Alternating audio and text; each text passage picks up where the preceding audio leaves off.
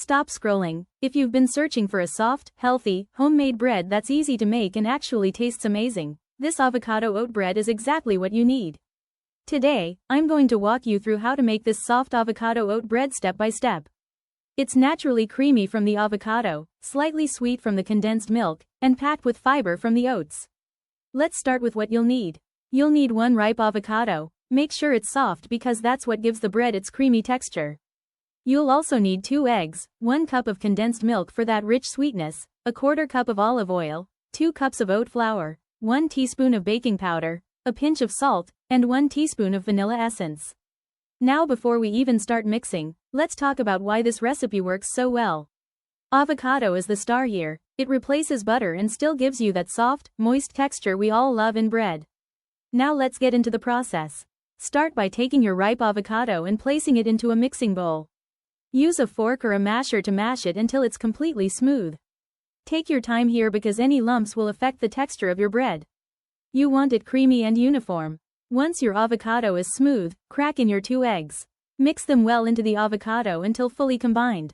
You should start to see a smooth, creamy mixture forming. Next, pour in your condensed milk and your olive oil. Add your vanilla essence, and then mix everything together thoroughly. At this stage, your mixture should be smooth, glossy, and slightly thick.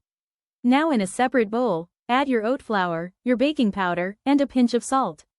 Mix these dry ingredients well so that the baking powder is evenly distributed. This step is important because it helps your bread rise evenly when baking.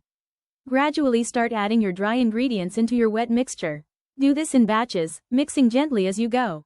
Don't rush this step. Stir until everything is just combined into a smooth batter. Avoid over-mixing because that can make the bread dense instead of soft. Now it's time to prepare your baking pan. You can grease it lightly with oil or line it with parchment paper to prevent sticking. Pour your batter into the pan and use a spatula to smooth out the top. If you want a simple, clean look, you can leave it plain, or lightly sprinkle a few oats on top for texture, but that's completely optional. Preheat your oven to 350 degrees Fahrenheit, which is about 175 degrees Celsius. Place your pan in the oven and let it bake for about 40 to 50 minutes. As it bakes, your kitchen will start to smell amazing. Around the 40-minute mark, you can check if it's ready by inserting a toothpick into the center. If it comes out clean, your bread is done. Once baked, remove the bread from the oven and let it cool in the pan for a few minutes, then transfer it to a rack to cool completely. This cooling step is very important because it allows the bread to set properly. If you cut it too early, it might feel too soft or fall apart. After it has cooled, slice into your bread and look at that texture, soft, moist, and slightly green from the avocado.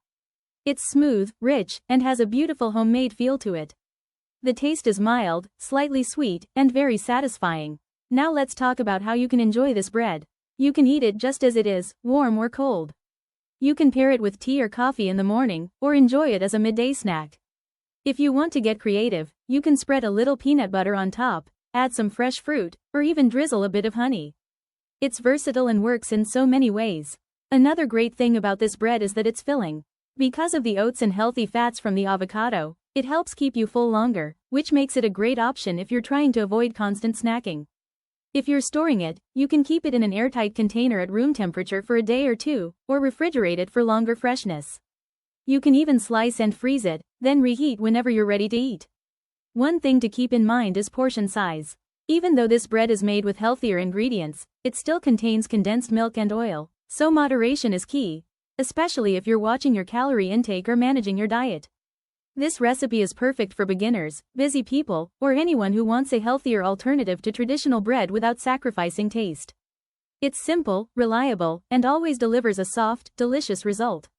If you enjoyed this video, don't forget to like, share, and subscribe for more simple, healthy, and delicious recipes. And let me know in the comments how your avocado bread turned out.